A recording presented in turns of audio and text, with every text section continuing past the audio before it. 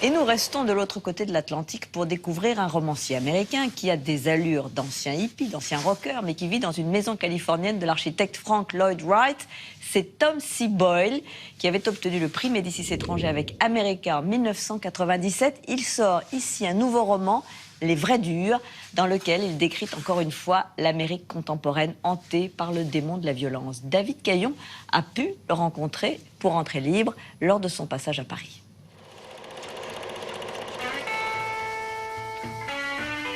Bonsoir, I am T. Karagusan Boyle and I'm very happy to be here in Paris. Démarche nonchalante, lunettes noires, blouson en cuir, barbichette, T.C. Boyle est un écrivain qui ne passe pas inaperçu quand il se promène dans le Saint-Germain-des-Prés littéraire. Adulé aux États-Unis, prix Médicis du meilleur roman étranger en 1997 pour America, T.C. Boyle vient de publier son 25e livre en 35 ans de carrière, Les Vrais Durs.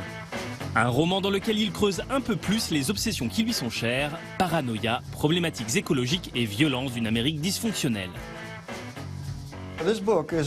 Ce livre parle de violence, et particulièrement d'une violence propre à l'Amérique, qui est celle du tireur isolé, qui se met à tuer des gens du jour au lendemain. Bien évidemment, le titre anglais du roman, The Harder They Come, vient de Jimmy Cliff. Mais bien sûr, Jimmy Cliff utilise lui aussi une expression anglaise commune. Plus on s'élève, et plus dure sera la chute, qui est une sorte de défi.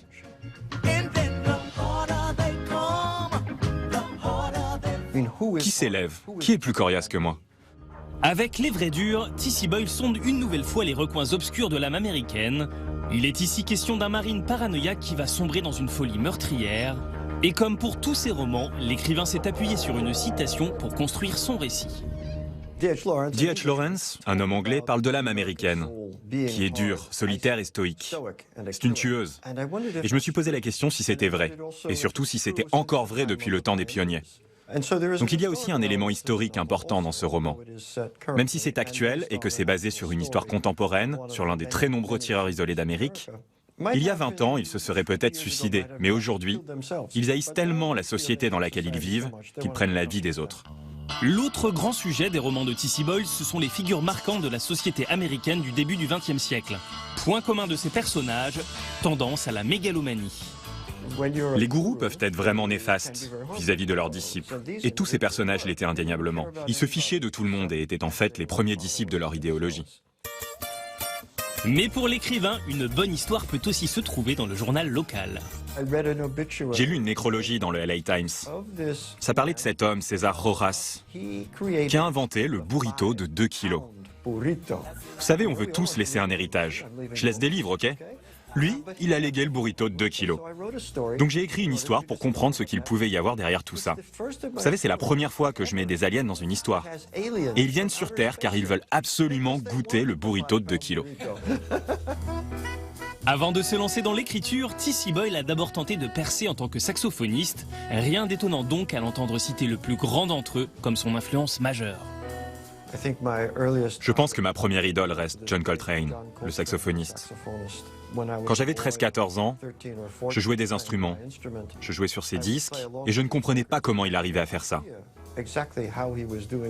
C'était la première fois dans ma vie que j'ai réalisé ce qu'était un grand art. Bien que très sollicité par Hollywood, un seul roman de T.C. Boyle a été adapté au cinéma, Au bon soin du docteur Kellogg par Alan Parker. Il faut dire que les conditions imposées par l'écrivain ont de quoi dissuader les producteurs. Je veux réaliser, jouer dedans et interpréter tous les rôles féminins principaux, en travesti. Voilà mes conditions. Avec Les Vrais Durs, T.C. Boyle tente à sa manière de faire bouger les lignes sur la question des armes à feu aux États-Unis, un débat qui enflamme la campagne présidentielle américaine et particulièrement le favori des candidats républicains, le milliardaire pro-armes à feu, Donald Trump. Thank you very much, Chris. Great honor to be here. I love the NRA. I love the Second Amendment. La donne a radicalement changé aux États-Unis. Nous sommes un pays multiculturel aujourd'hui.